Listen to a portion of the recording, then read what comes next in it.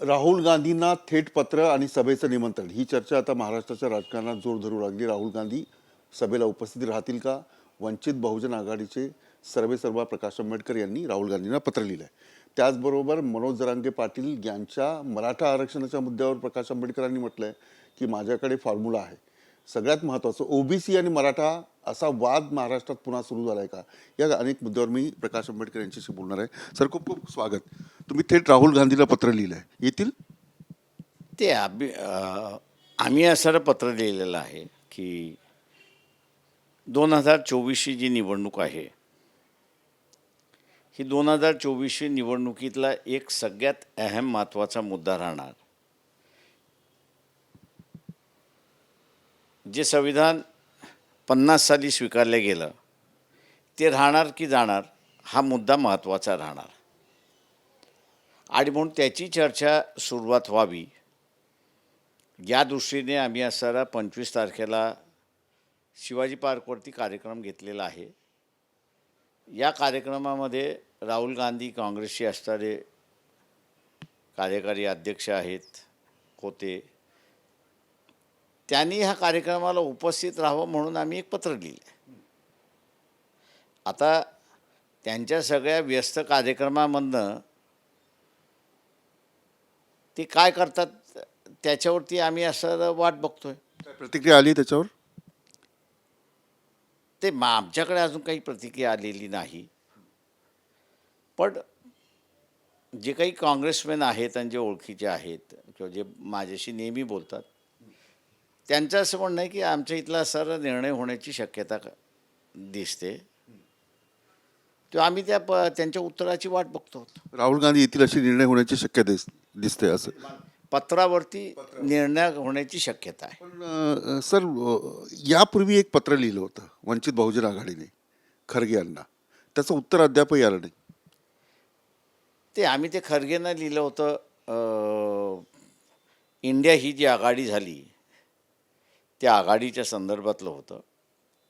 आता घ्यायचं न घ्यायचं हा त्यांचा असणारा इश्यू आहे. तिथे तो इश्यू वेगळा आहे, हा इश्यू वेगळा आहे. हा इश्यू इथला असणारं संविधान जे आहे 50 साली स्वीकारण्यात आलं 26 जानेवारीला. आता ते बदला म्हणून असणारा RSS BJPचा हे, आणि ते म्हणतात 2024मध्ये आम्ही निवडून आलो तर आम्ही हे संविधान बदलणार. हा त्यांचा ठाम भूमिका आहे. अशा या ठाम भूमिकेमध्ये एक व्यापक चर्चा संविधानाच्या संदर्भात होणं हे गरजेचं आहे असं आम्ही त्या ठिकाणी मानतो आहे. आणि म्हणून राहुल गांधींना आम्ही असं निमंत्रण दिलं की या चर्चेमध्ये आपणही सहभागी व्हा. एक महत्त्वाचा मुद्दा आहे की तुम्हाला खरंच वाटतं संविधान बदललं जाईल जर पुन्हा भाजप सत्तेवर आलं तर? आणि अशी कुठली 2-3 उदाहरणं आहेत की ज्याच्यामुळे ठामपणे वाटतं की आता संविधान वाचवण्याची गरज आहे आणि त्यासाठी ही सभा आहे? मला असं म्हणायचं आहे की लोकांनी 46 ते 50 ज्यावेळेस कॉन्स्टिट्यूंट असेंब्ली संविधानावरती डिबेट करत होती त्यावेळेस पॅरलल डिबेट हे RSSनी त्यांचं असणारं पंचजन्य जे पाक्षिक आहे त्याच्यामधनं त्यांनी सुरुवात केलं होतं. आणि ज्यावेळेस ही संविधान स्वीकारलं गेलं त्यावेळेस त्यांनी म्हणाले होते की आम्ही सत्तेवरती आलो तर आम्ही हे बदलल्याशिवाय राहणार नाही. त्या काळचं त्यांचं हे ब्रीदवाक्य आहे. त्याच्यामध्ये बदल झाला आहे का? तर अजिबात नाही. उलट ज्या सरदार पटेलांना हे असणारा लोहपुरुष असं म्हणतात, आयर्न मॅन ऑफ इंडिया, त्यांनी या 27 जुलै 1949मध्ये जबरदस्ती करून ह्यांना घटना मान्य करायला लावली. तुम्हाला जेलमधनं बाहेर काढायचं असेल तर करारनामा माझ्याशी करा. आणि 27 जुलै 1949चा GR आहे की ज्याच्यामध्ये RSSनी अशोक चिन्ह मान्य केलं, तिरंगा मान्य केलं, घटना मान्य केली, आणि म्हणून आम्ही यांना सोडतो. हे असं असतं त्याच्यामध्ये करारनामे. त्याच्यामुळे ही आत्तापर्यंत जबरदस्तीने हे मान्य करत होते कारण काही करता येत नाही. आता त्यांना असं वाटतं की या सगळ्या पार्श्वभूमीवरती आपलं आता राज्य आलेलं आहे आणि पूर्ण येईल त्या ह्याच्यामध्ये आपल्याला बदलता येईल. 2024ला भाजप पुन्हा सत्तेवर येईल असं वातावरण आहे. मी 2004 साली ज्यावेळेस पहिल्यांदा पडलो, त्यावेळेस मी असं विधान केलं होतं की माझी लीड कमी होती हे मला माहीत होतं, पण ज्या मताधिक्याने मी पडलो त्याच्यामध्ये मानवापेक्षा मशीनचा हात अधिक आहे असं मी त्यावेळेस म्हणालो होतो 2004ला. आता मी सोलापूरची इलेक्शनची पेटिशन जे मी असं चालवतोय आणि कोर्टाने ते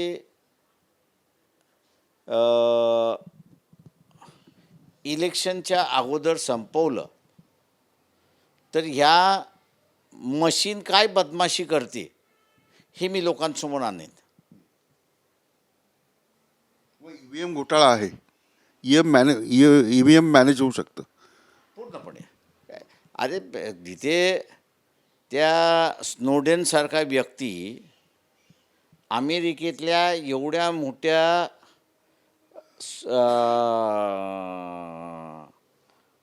त्यांच्या आय टी सेक्टर किंवा त्यांचं असणारं जे काही कॉम्प्युटर जे आहेत त्याच्यामधनं घुसून तू माहिती काढू शकतो, तर ही ई व्ही एम क्या चीज आहे. देशातील अनेक राज्यांमध्ये भाजप विरोधी सरकार आलेली आहेत.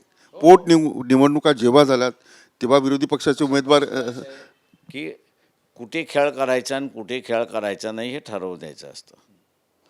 राज्यामध्ये खेळ करायचा नाही, लोकसभेमध्ये खेळ करायचा. आता ज्या राज्यामध्ये तुम्ही विधानसभेला हारलेलात आणि 6 महिन्यानंतर त्याच राज्यामध्ये तुम्ही असं लोकसभा पूर्ण स्वीप करताय, हे कुठल्या तत्वात बसतं? कुठल्याच लॉजिकमध्ये बसत नाही. 6 महिन्यामध्ये माणूस आपलं मत बदलत नाही. ईव्हीएम मशीनमध्ये घोटाळा आहे. आणखी एक महत्त्वाचा प्रश्न महाराष्ट्रात चर्चेला आहे, तो म्हणजे प्रकाश आंबेडकर यांच्या वंचित बहुजन आघाडीला इंडिया या आघाडीमध्ये का घेतलं जात नाही. तुम्ही अनेक वेळा गेल्या वेळेलाही तुमची काँग्रेसची चर्चा होते, राष्ट्रवादीची चर्चा होते, तुम्हाला बाजूला का ठेवलं जातं, याचं काय कारण आहे? असे ह्याचं उत्तर त्यांनीच द्यावं, मी काही देऊ शकत नाही. त्याच्यामुळे मी त्यांच्या मनात काय चालले हे मी ओळखू शकत नाही ना. मी अंतर्यामी अजून झालेलो नाही. ज्या दिवशी अंतर्यामी झालो त्या दिवशी याचं उत्तर. राज्यातले काँग्रेस नेते याला जबाबदार आहेत. ते मी म्हटलं ना, ज्या दिवशी मी अंतर्यामी होईन त्या दिवशी मी याचं उत्तर देईन. मनोज जरांगे पाटलांच्या सभा मोठ्या होत आहेत. मराठा आरक्षण मिळालं पाहिजे. एक आपण लक्षात घेतलं पाहिजे की मराठा समाजामध्ये 2 मराठे आहेत. एक निजामी मराठा आहे जो निजाम राज्याबरोबर होता, म्हणजे निजामांबरोबर होता, आणि एक मराठा असा होता की जो शिवाजी महाराजांबरोबर होता. प्रश्न असा आहे त्याच्यामध्ये की हा जो निजामी मराठा जो आहे आणि रयतेतला मराठा जो आहे यांचं ऐतिहासिक भांडण आहे. पण या रयतेतल्या मराठ्याने सत्ता घ्यावी असं कधीच केलं नाही, पण हा जो निजामी मराठा आहे यांनी सत्ता काबीज केल्या आणि सत्ता काबीज करून आपल्या कुटुंबाचं आणि स्वतःचं असताना भलं करून घेतलं, उरलेल्यानं त्या ठिकाणी सोडलं. त्याच्यामुळे गेल्या अनेक वर्षाच्या याच्यामध्ये परिस्थिती बदलली आणि याचं उदाहरण जर आपल्याला द्यायचं असेल तर मला वाटतं कुठेतरी एक सर्वे झाला पाहिजे की 20 ते 30 या एज आणि कम्युनिटी वाईज झाला पाहिजे. तो किती जणांची लग्न झाली आणि किती जणांची लग्न झाली नाहीत, आणि त्याच्यामध्ये ज्यांची लग्न झाली नाहीत ते कुठल्या समाजाचे आहेत हे बघणं त्याच्यातलं महत्त्वाचं आहे. स्टेटस दुर्दैवाने अजून इतर समाजाच्या मानाने लग्नासाठी तरी महत्त्वाचं नाही. पण मग तो निजामी मराठा असेल किंवा असणारा रयतेतला मराठा असेल, लग्नाच्या संदर्भातलं त्याचा असणारा ठेमका जो आहे तो कायम आहे त्याच्यामधला. आणि म्हणून आपली मुलगी सेफ असली पाहिजे, सुखात असली पाहिजे, अशा ज्या कल्पना आहेत त्या कल्पनेच्या ह्याच्यामध्ये अनेक मराठा तरुण बसत नाही. आणि म्हणून जो आयरनीवरती इश्यू आला तो त्याच्यासाठी चाललेला आहे की शेतीमध्ये आम्ही जे पिकवतो त्याला भाव नाही, दुष्काळ आला तर आमच्याकडे कोणी बघायला तयार नाही, नोकरी आम्हाला मिळत नाही, वैफल्यग्रस्त कडे हा समूह वळत चाललेला आहे. हा मला वाटतं हे जे सोशल बॅकग्राऊंड आहे किंवा इमर्जिंग न्यू सोशल बॅकग्राऊंड जे आहे त्याला आपल्याला डावलून चालता येणार नाही. म्हणजे एकेकाळी हा श्रीमंत होता तो होता, एकेकाळी मस्ती होती तो होती, एकेकाळी शिव्या देत होता ते देत होता, हे बरोबर. पण कालांतरामधला जो बदल झालेला आहे तो बदल लक्षात घेणं हा महत्त्वाचा आहे. आणि म्हणून त्याच्यातले काही गोष्टी ज्या आहेत ती मी 25च्या जाहीर सभेमध्ये या मराठा आरक्षणाच्या संदर्भातला मांडणार आहे. पूर्ण नाही पण थोड्या काही गोष्टी मी त्या तुम्ही म्हणतात माझ्याकडे फॉर्म्युला आहे, निश्चित फॉर्म्युला आहे. 100% फॉर्म्युला आहे. सरकारने तुमच्याकडे कधी विचारणा केली काय फॉर्म्युला आहे? विचारलं तरी मी नाही, वातावरण तापलेलं आहे. ओबीसी आणि मराठा समाज द्वेष पसरवतोय. सरकार आव्हान करतंय की सलोखा साधा.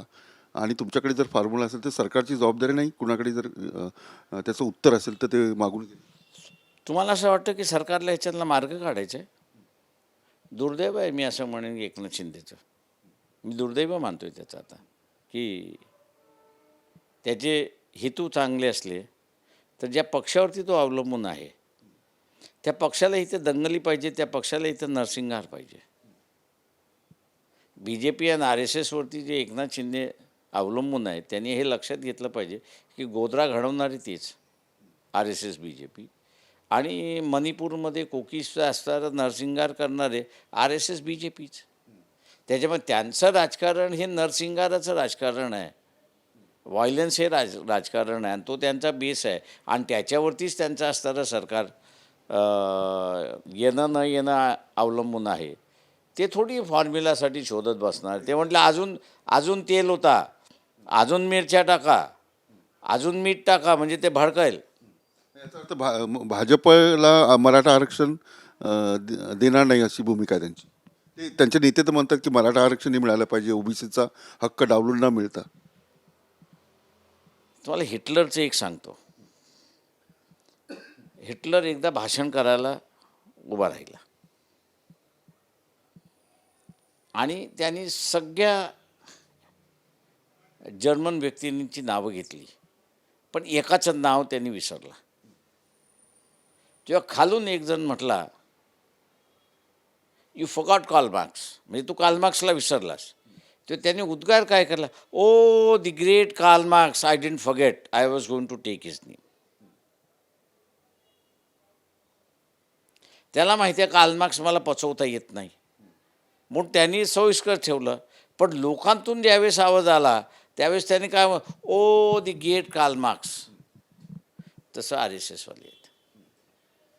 याला दिलं, त्याला दिलं, तुला खुश केलं, अमुक केलं, पण कोणालाच काही नाही. ही जी हिटलरची जी पॉलिसी आहे ती यांची पॉलिसी आहे. एक मुद्दा असा आहे की राज्य सरकारने प्रस्ताव मंजूर केल्यानंतर तो केंद्राकडे जातो. अशा प्रकारच्या आरक्षणात बसेल मराठा आरक्षण? मी आता ह्याच्यावरती काहीही बोलणार नाही. मी इथल्या असणाऱ्या सर्व आरक्षणवादी यांना असताना म्हणतोय तुम्ही आमच्या हातामध्ये सत्ता द्या, आम्ही ह्याच्यावरचा तोडगा काढतो.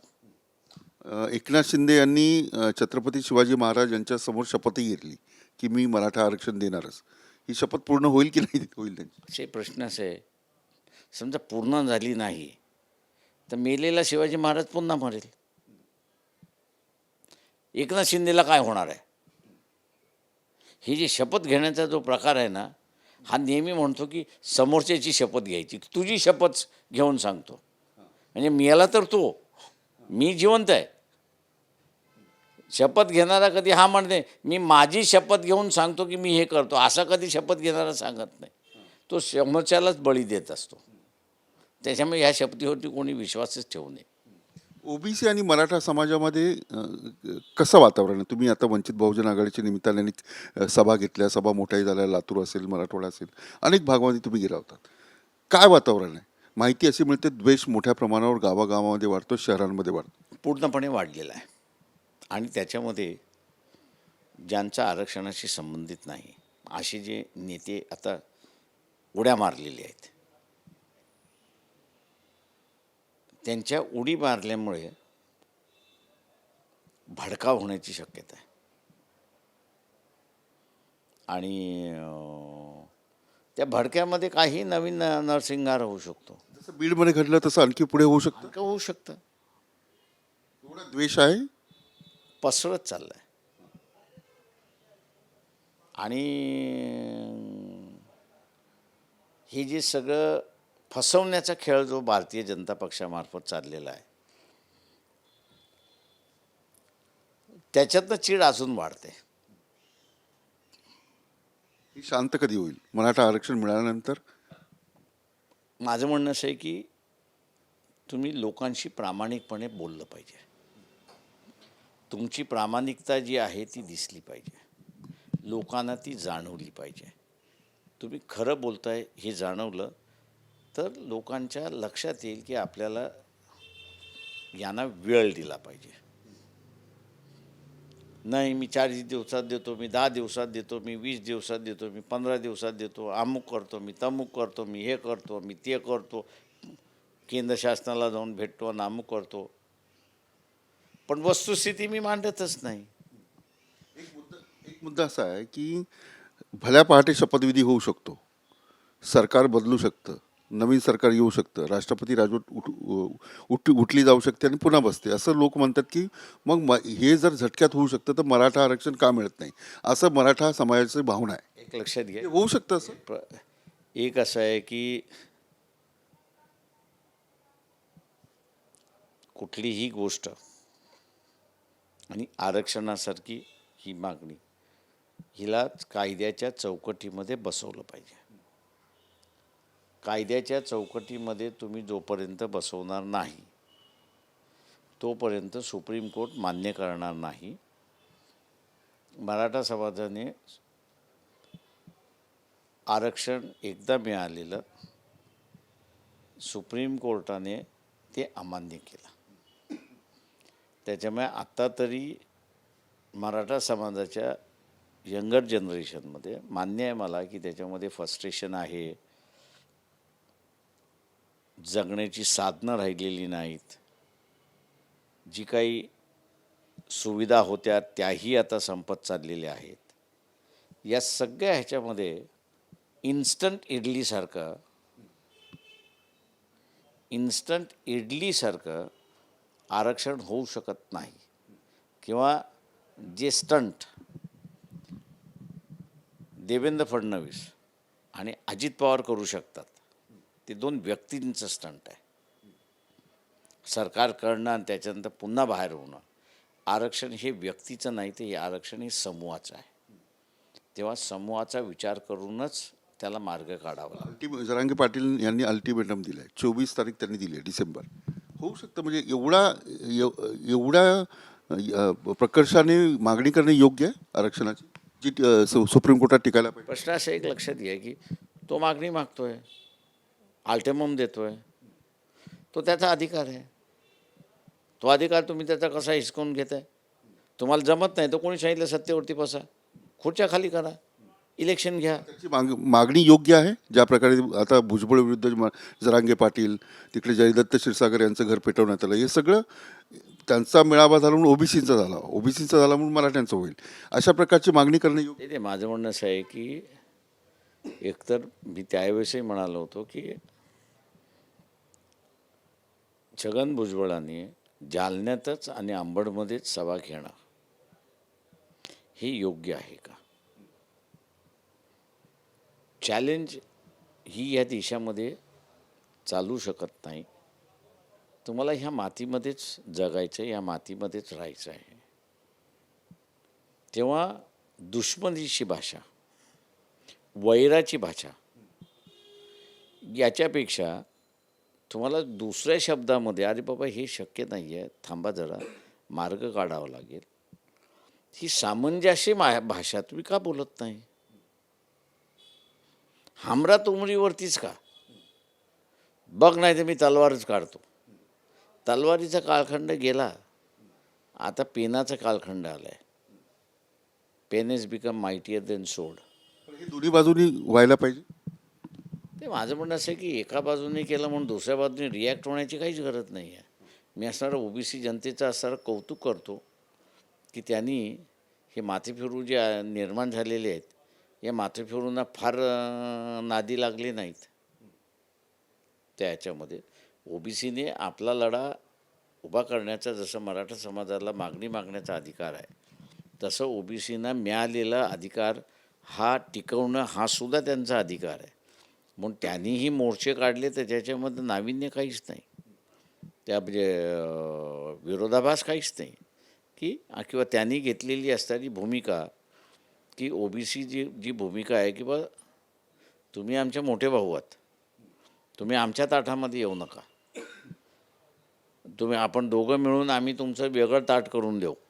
आता ही जी सामंजस्य भूमिका ओबीसीने घेतलेली आहे की आमचं ताट वेगळं आणि तुमचं ताट वेगळं, ही जी भूमिका एक सामंजस्य घेतलेली आहे, त्या सामंजस्य भूमिकेला कोणाचाच विरोध नाही ना. म्हणजे मराठा समाजाचाही विरोध नाही आणि ओबीसीचाही विरोध नाही. जरांगे पाटील म्हणतात ओबीसीतूनच आम्हाला आरक्षण पाहिजे, आणि आता ज्या नोंदी सापडल्यात त्या लाखोंच्या वर पुढे गेलेल्या आहेत. हे योग्य चाललंय? एक लक्षात घ्या की म्हणून मी म्हटलं ना, फसवणं हे थांबलं पाहिजे. ओबीसीच्या यादीमध्ये कुणबी आहे की नाही? तर आहे. जो आहे असं म्हणतो त्यांनी सर्टिफिकेट काढायचं. त्यांनी सर्टिफिकेट काढून असताना कास्ट व्हॅलिडिटी समितीकडे सादर करायचं आहे. जे काही पुरावे आहेत ते त्यांनी सादर करायचं आहे. कास्ट व्हॅलिडिटीने त्यांनी दिलेले पुरावे हे जर मान्य झाले तर तो कुणबी होतो. कुणबीचं असणारं आरक्षण आहेच. ज्यांच्या नोंदी आहेत त्यांना आरक्षण दिलं. माझं म्हणणं असं आहे की त्याच्यामध्ये माझी नोंदणी असेल ना, पण मला नको आहे. मी काय म्हणतो की नाही, मी आता जसं SC मधले अनेक पालकं ही स्कॉलरशिप घेत नाहीत, फ्रीशिप घेत नाहीत, ते आपल्या मुलांच्या फिया भरतात.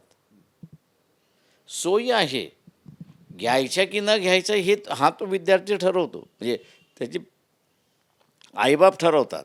आता 50% मला माहिती आहेत SC ST समूहामधलं हा स्कॉलरशिपही घेत नाही, फ्रीशिपही घेत नाही. तशाच रीतीने ओबीसीमध्ये मग सुद्धा एक क्लास आहे की मला मिळाले ना, सरकारने माझा रिस्पेक्ट केला, सरकारने मला असा सन्मान केला, मान्य आहे मला तो. पण घ्यायचा की नाही घ्यायचा हा मी ठरवणार ना. आता ज्यांचे तुम्ही सर्टिफिकेट शोधून काढले असं म्हणताय, कदाचित मी दुसऱ्या याच्याने बघतोय की त्यांनाही माहीत होतं मी कुणबी आहेतच, माझं सर्टिफिकेट आहे, पण त्यांनी जाणीवपूर्वक भूमिका अशी घेतली की आपण याचा फायदा घ्यायचा नाही, आपल्याला त्याची गरज नाही. एक विधान असं आहे जे खूप चर्चेत आहे 2 दिवसापासून, म्हणजे कालपासून. मनोज जरांगे पाटील असं म्हणतात की ज्यांची लायकी नाही त्यांना त्यांच्या हाताखाली आम्हाला काम करावं लागतं. अशा प्रकारची भाषा योग्य आहे आरक्षणाच्या बाबतीत? म्हणण्याचं तो पॉलिटिकल बोलतोय की सामाजिक बोलतोय हे ह्याचं तुम्ही विचारलं का? त्याची भाषणं सगळी पॉलिटिकल भाषा आहे असं मी त्या ठिकाणी मानतोय. त्याच्या पॉलिटिकल भाषणामध्ये असताना तो त्याच्याच समाजाला शिव्या देतोय. म्हणजे आज सत्ता कोणाकडे आहे तर मराठा समाजाकडे आहे, आणि मराठा समाज जो सत्तेवरती बसलेला आहे तो म्हणतो त्याचीच लायकी नाही आहे, आता त्याच्याच हाताखाली आम्हाला करावं लागतंय. त्याच्यामुळे जरांगे पाटील हा असणारा स्वतःच्याच समाजाला शिव्या देतोय आणि स्वतःच्याच समाजाला जागरूक करतोय. अरे बाबा, आपण ज्यांना सत्तेवरती बसवतो तो गाढव असू नये एवढं तरी बघा. एक शेवटचा माझा प्रश्न असेल, या वेळच्या निवडणुकांमध्ये शिवसेना यांच्याबरोबर तुम्ही युती केलेली आहे, पण काँग्रेस आणि राष्ट्रवादी काँग्रेस काय वंचित बहुजन आघाडीला वाटा द्यायला तयार नाही. काय भूमिका असेल? शिवसेनेसोबत कायम राहणार उद्धव ठाकरे?